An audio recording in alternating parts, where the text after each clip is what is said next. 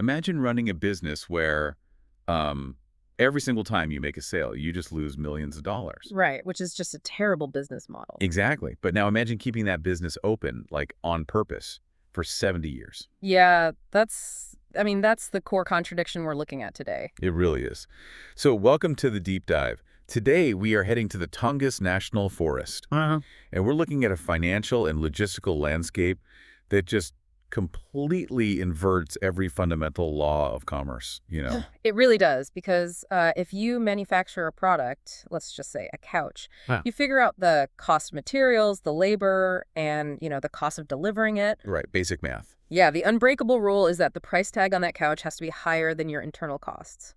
You operate in the black or you close the doors. But when you step into the world of federal resource management in Southeast Alaska, that basic math simply stops applying. It's the literal definition of an economic contradiction. We are looking at this sprawling enterprise where the delivery costs, like the infrastructure required just to reach the product, have exceeded the product's price tag, essentially every single year for decades. And yet the operation just kept going. Exactly. It continued. So our mission for this deep dive is to unpack exactly how and why that happens. We've got a massive stack of source material detailing this multi-decade financial mystery. And it's all centered around one incredibly vast place. Right. And for those of you listening who might only know the name Tongass in passing, we really need to paint a picture of the sheer scale here. This is not just, a park with a few hiking trails and a visitor center. No, not at all. The Tongass is, well, it's an empire of geography. We were talking about 16.7 million acres spread across Southeast Alaska and the Alexander Archipelago. To put 16.7 million acres into perspective for you, you really have to picture the entire state of West Virginia. Wow, West Virginia. Yeah. Take West Virginia, shatter it into thousands of mountainous islands, cover it in ancient trees, and just drop it along the Pacific coastline. I mean, it is the largest national forest in the United States, bar none. But size is just one factor here, right? Because rarity is the other.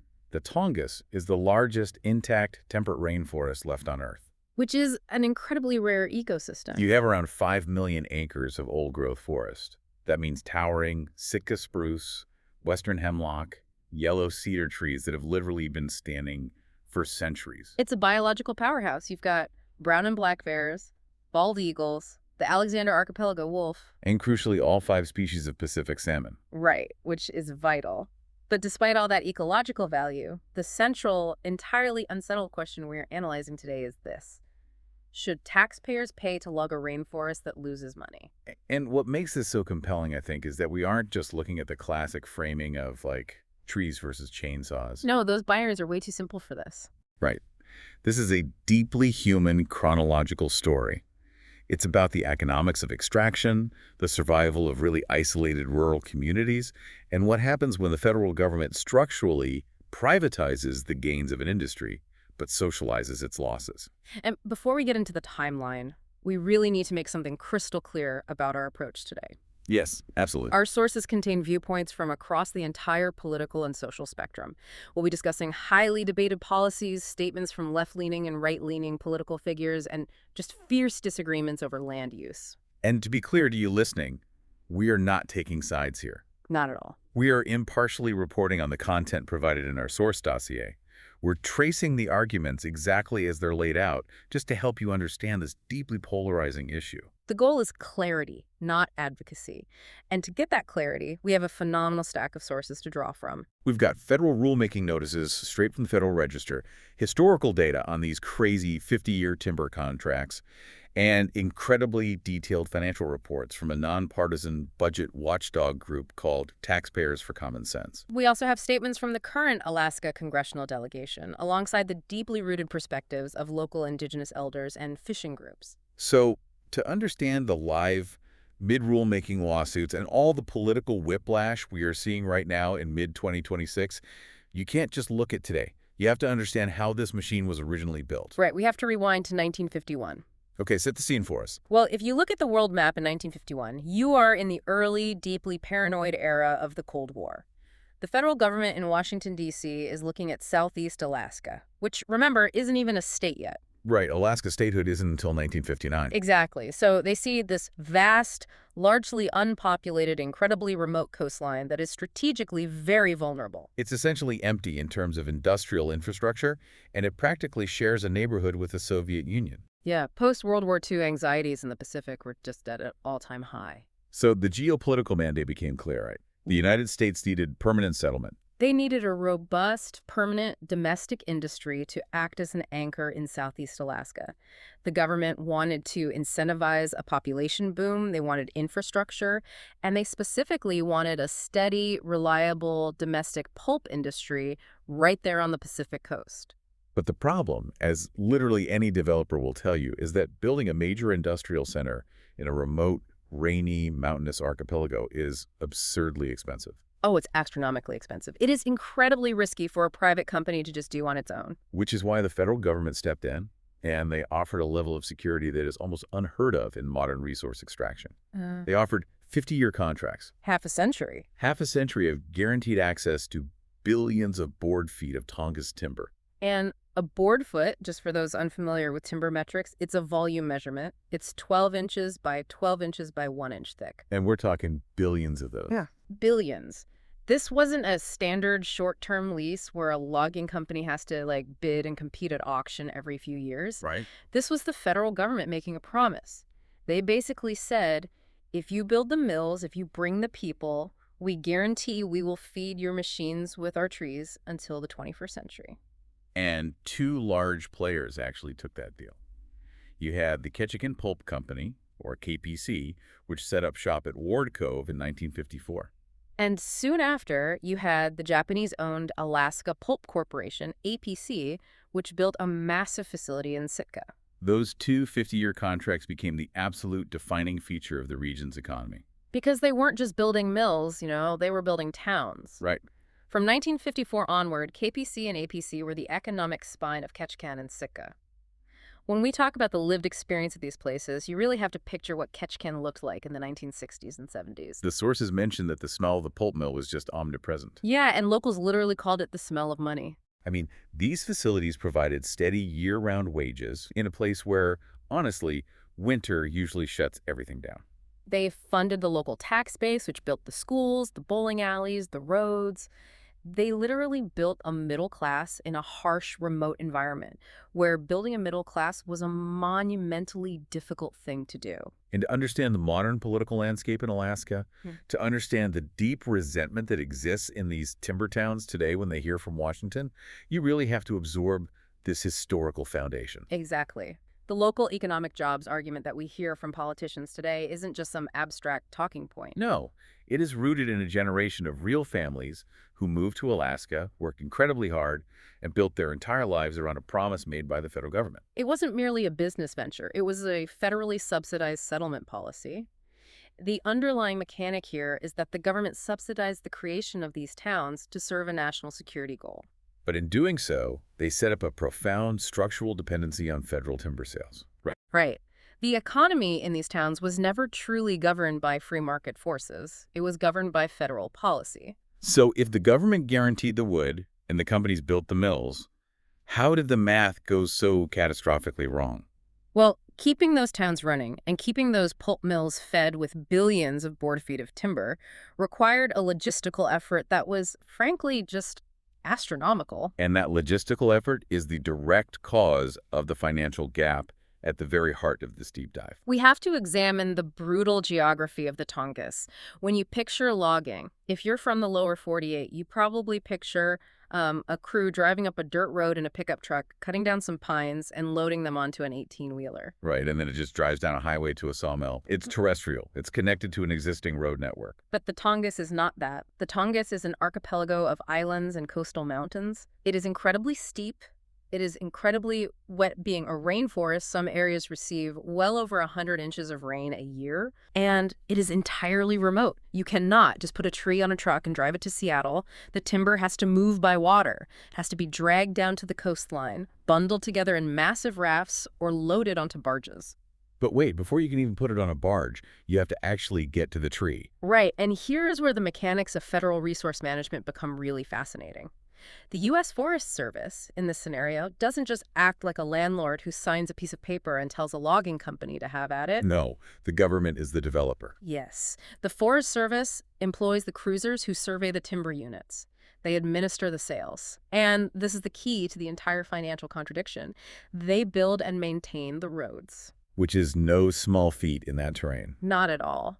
To get to these remote stands of old-growth timber, the government has had to blast roads through solid granite, build engineered bridges over pristine salmon streams, and lay down infrastructure in some of the most unforgiving, expensive terrain on the North American continent. They aren't just pouring asphalt over a flat field. No, they are stabilizing mud and muskeg, which is this type of deep, spongy bog, just to get heavy machinery up the side of a mountain. And when you're building engineered mountain roads on rain-soaked islands just to extract timber, those costs just pile up incredibly fast. They do, and our sources point us to a highly detailed analysis by Taxpayers for Common Sense, giving us a clear view of the ledger. And just to remind you, Taxpayers for Common Sense is a nonpartisan budget watchdog group. They aren't an environmental advocacy organization, right? Right. Their mandate is to look strictly at the federal ledger, to look at the fiscal responsibility of government programs. So they ran the numbers on the Tongass from 1980 onward,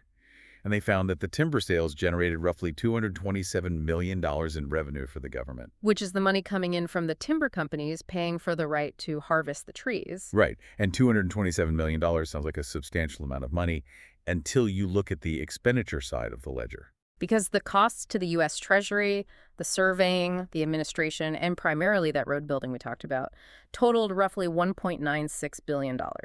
Wait, I just want to pause there and let that sink in. Yeah. You sell a product for $227 million, but it costs you almost $2 billion to facilitate that sale. Yes. That is a net loss of roughly $1.7 billion. That is wild. If you average that out over the decades, the taxpayers have basically been subsidizing this logging operation to the tune of about $44 million every single year.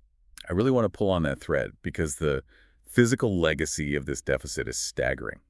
The public has paid for more than 4,000 miles of logging roads carved into the Tongass. 4,000 miles? That's roughly the distance from New York to Los Angeles and then halfway back again. All of it roads built on remote Alaskan islands, paid for by you, the taxpayer, to facilitate a private industry's extraction. That physical footprint represents a massive, massive transfer of wealth from the federal treasury into the logistics of timber extraction. But I have to push back here. If a nonpartisan budget group is flagging this as a 9-figure boondoggle where private companies take the timber profits and taxpayers just sit there and eat the road building costs, why wasn't the plug pulled immediately? That's the logical question, right? Yeah. If you or I ran a business this way, the bank would shut us down in a week. Why did the government keep doing it for decades? It comes right back to the towns. Ending the timber program, cutting off that $44 million a year subsidy, meant effectively ending the economic lifeblood of Ketchikan and Sitka. Because the mills needed that cheap timber. Exactly. The mills relied on that below-cost timber to survive. If the government started charging the actual cost of engineering the roads and getting the wood out, the mills would just go bankrupt. And if the mills went bankrupt, the towns would collapse. Right, so it became a political third rail. No politician wanted to be the one to tell thousands of Alaskan families that their government-subsidized livelihoods were being terminated just to balance a spreadsheet in Washington. But eventually, the sheer weight of that financial deficit, combined with the growing national awareness of the environmental cost of clear-cutting an old-growth rainforest, it just became too heavy to ignore. It did. The growing pressure finally forced Congress to intervene. Right, which brings us to 1990. Yes. In 1990, Congress passed the Tongass Timber Reform Act. This was a massive watershed moment in our sources. What exactly did it do? Well, it did a few crucial things, and to understand them, we have to look at the mechanics of how the funding worked prior to 1990. Previously, under a 1980 law called NLLCA, Congress had guaranteed a $40 million permanent appropriation. Like an automatic subsidy. Exactly. It was an automatic off-budget subsidy specifically to prepare timber sales in the Tongass. It totally bypassed standard congressional budget fights. The 1990 Act killed that automatic guaranteed funding. So it pulled the financial safety net right out from under the operation. It did. And furthermore, it created new wilderness areas, which pulled significant acreage off the table for logging entirely. And perhaps most impactfully for the mills, it subjected those remaining 50-year contracts to stringent new environmental reviews and limits on harvesting old-growth trees. So Congress effectively changed the terms of the deal, 40 years into a 50-year contract. They did, and the fallout was immediate and just devastating for the industry. Because the companies looked at the new rules, the loss of the subsidy, the new environmental restrictions, and they calculated their new internal costs and declared that the revised terms made them entirely uncompetitive in the global timber market. Right. The Japanese-owned APC mill in Sitka was the first to fall. It closed its doors in 1993. And KPC, the mill at Ward Cove in Ketchikan, followed suit and closed in 1997. It was the last operating pulp mill in all of Alaska. And the Forest Service subsequently canceled the remainder of both of those original 1950s contracts. And we really cannot overstate the gravity of this for the locals. It is essential to hold this perspective in your mind. Yeah. Thousands of high-paying, reliable jobs vanished almost overnight. The middle class that had been built over 2 generations was just gutted. And the resulting bitterness, the feeling that distant bureaucrats in Washington, D.C., people who had never set foot in an Alaskan logging camp, had casually destroyed their way of life to appease environmentalists and balance a budget, that bitterness was deep. It was genuine, and it continues to drive the politics of the region today. You can entirely understand the anger. They were told in the 50s, come here, build a life, we guarantee your industry. Then in the 90s, the government says, actually, this is costing us too much money, and the environmental impacts are unacceptable, so we're changing the rules. It's a brutal reality of shifting federal priorities, but, human communities are resilient. Right. Out of sheer necessity, the economy of Southeast Alaska began to remake itself. With the pulp mills gone, the region had to find a new way to survive. And they leaned heavily into 2 different sectors, commercial fishing and a booming tourism industry. But here is the profound irony of that transition. Both of those new economic drivers, fishing and tourism, rely entirely on the Tongass remaining exactly as it is. Untouched. Yes, untouched. If you examine the fishing industry, for example, the commercial salmon fleets in Southeast Alaska are legendary. But those salmon don't just magically appear in the ocean. They spawn in the thousands of freshwater rivers and streams that snake through the Tongass. The biological mechanics are so clear here. The health of the commercial fishing economy is directly tethered to the health of the intact forest. Walk us through that biological link, actually. Why does a commercial fisherman care about a tree on a hillside? Well, the forest canopy keeps the streams cool, which is absolutely necessary for salmon eggs to survive. And the complex root systems of the old-growth trees hold the soil together. Oh, I see. Yeah, when you clear-cut a steep hillside in a rainforest that gets 100 inches of rain, the soil erodes. It washes down into the rivers and chokes the gravel beds where the salmon spawn, literally suffocating the eggs. So protecting the forest is literally protecting the factory that produces the salmon. And then you have tourism. People pay thousands of dollars to take cruise ships up the Inside Passage or to fly in for guided hunting and fishing trips. And they are coming to see an untouched, pristine wilderness. They are coming to see brown bears fishing in clear rivers and bald eagles soaring over ancient canopies. They're definitely not coming to see 4,000 miles of logging roads and clear-cut, stump-covered hillsides. No. So by the late 1990s, you have this new reality. The old timber economy is dead, but the resentment over its death is very much alive. Right. Meanwhile, a new economy has emerged that relies on the forest not being logged.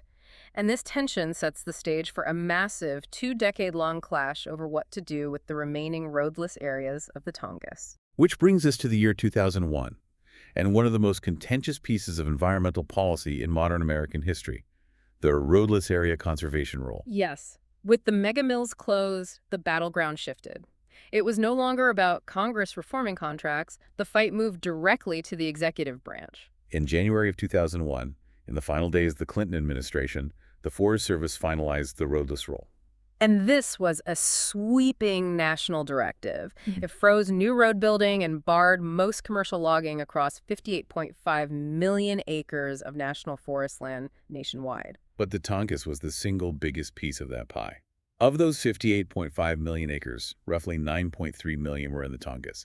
It was an immediate protection of a vast swath of the archipelago. And almost immediately, a powerful coalition rallied to defend this rule. You had major environmental organizations like Earth Justice and Audubon, But you also had local economic players like the Alaska Longline Fishermen's Association who understood that protecting the roadless areas meant protecting their salmon runs. And crucially, you had powerful indigenous voices. This is a vital part of the story.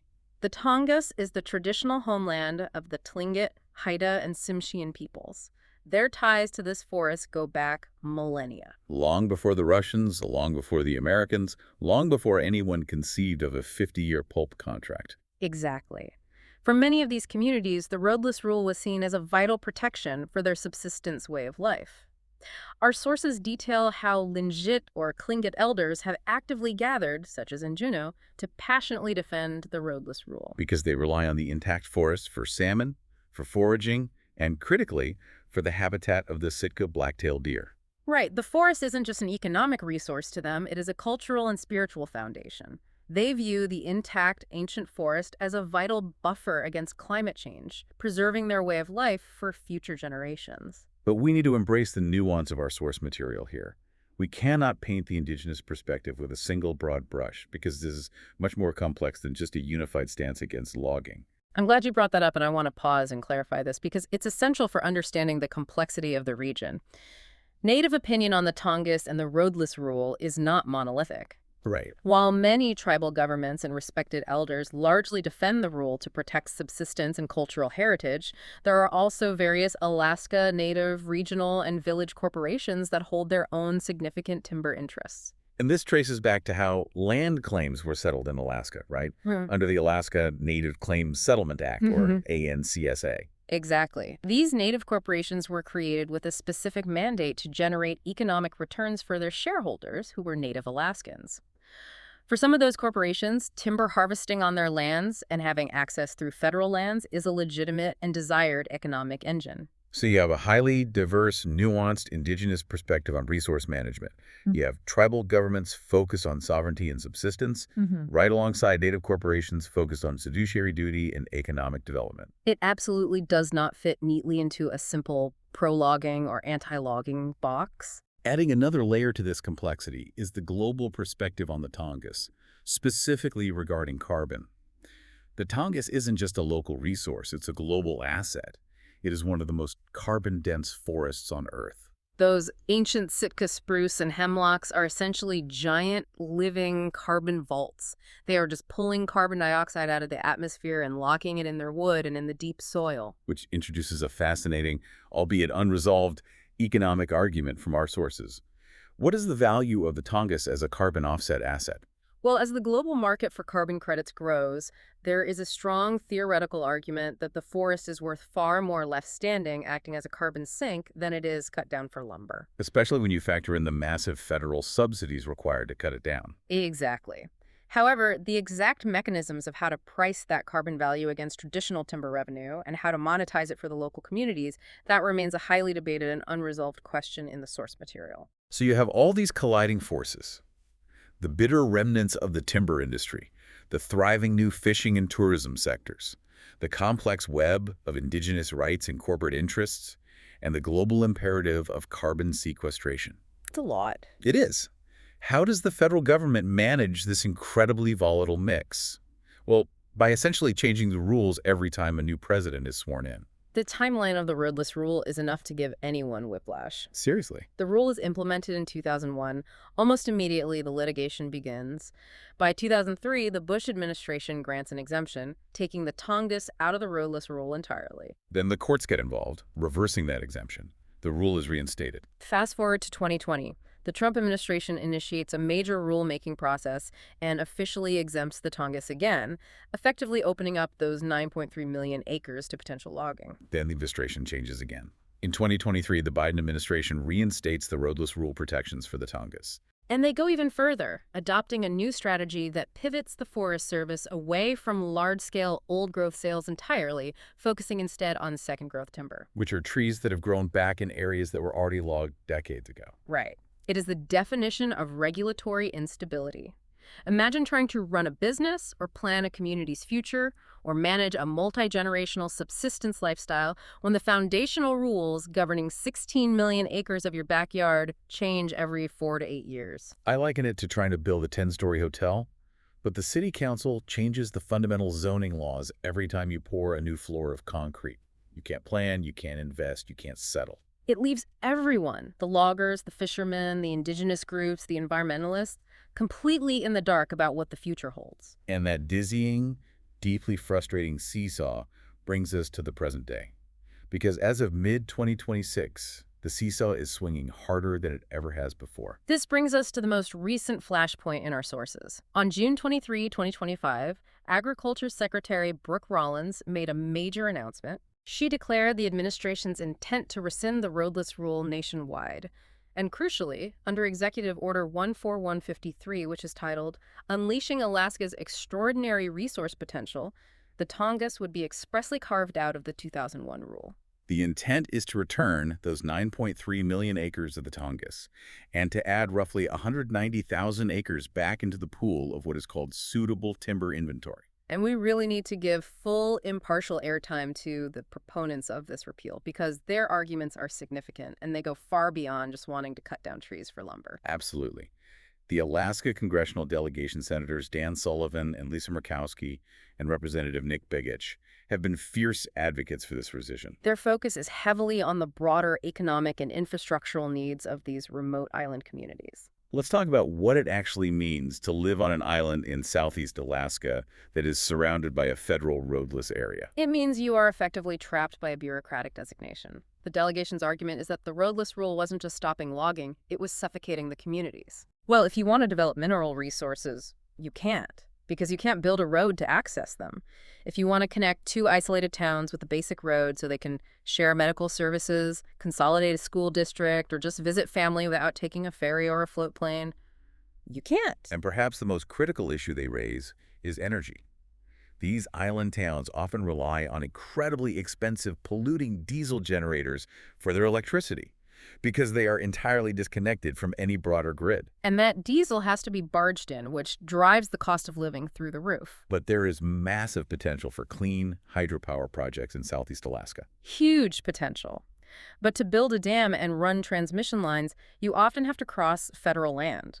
If that land is designated roadless, the project is basically dead on arrival. If I put myself in the shoes of someone living there, paying exorbitant rates for diesel power, unable to connect my town to the next island over, am I essentially looking at this and saying, I am trapped by a rule written by people in the lower 48 who have no idea how hard it is to live here? Yes. That is the core of the bureaucratic overreach argument. The delegation views the Roadless Rule as a blunt instrument. They argue it was designed for contiguous forests in places like Colorado or Idaho, and then inappropriately forced onto the unique archipelagic geography of Alaska. They believe local Alaskans should have self-determination over their surrounding lands, rather than being subjected to mandates from Washington, D.C. It's a powerful argument regarding local control and daily survival. Of course, the opposition to this repeal is just as mobilized, pointing back to the $1.7 billion taxpayer deficit, the thriving salmon economy, and the global carbon stakes, which means we are headed for a massive courtroom collision. And here's exactly where things stand today, in mid-2026. The USDA opened formal rulemaking back in August 2025 and took public comments through the fall.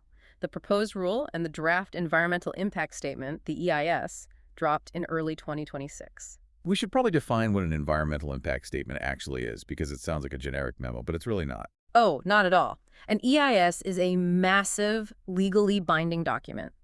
It takes years and millions of dollars to produce. It analyzes the biology, the hydrology, the economics, and the cultural impacts of a proposed federal action.